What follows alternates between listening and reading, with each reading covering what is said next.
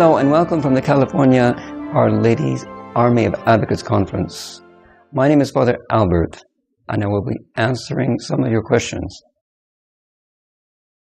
A hellish question. If one spouse claims grounds for an annulment based on Canon 1095, paragraph 3, supposedly not having sufficiently grasped or assumed all the duties of the married state, and succeeds in obtaining a decree of nullity, is the other spouse free in conscience to accept the tribunal's decision and seek a new spouse? Indeed, a hellish question. I know my first reaction when someone asks me something about marriage is, I don't know. Because it's a very intricate subject, and you have to know a lot in order to be able to answer some questions. And sometimes you just have to say, I'll have to ask someone else who knows. I will try to answer your question, nonetheless, to give you some principles at least.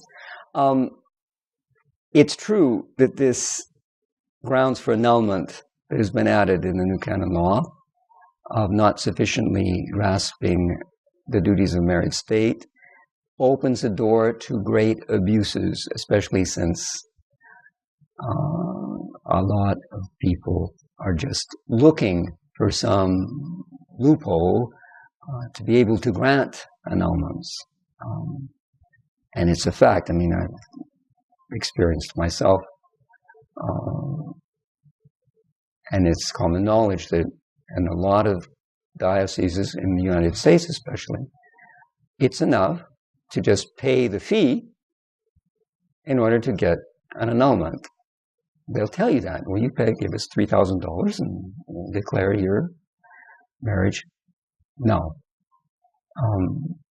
And this particular paragraph is one of the grounds that they use, because you have to find some grounds to declare a marriage null. But that doesn't mean that it's always false. There can be cases in which someone has not sufficiently grasped all the duties of married state. And so when they get married, in fact, don't get married because they don't know what marriage is.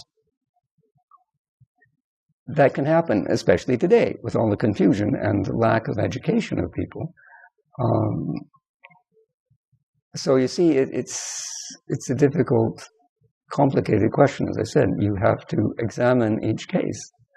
But it's certainly an abuse to have put this precisely in the canon law itself, so that people can use that as an excuse to get an annulment, which is what actually happens a lot of times. But that doesn't mean that it can't be valid in certain cases. So as I said, the first thing to say when someone asks you something about marriage is, I don't know. We'll have to look into it. So I would say, in response to your question,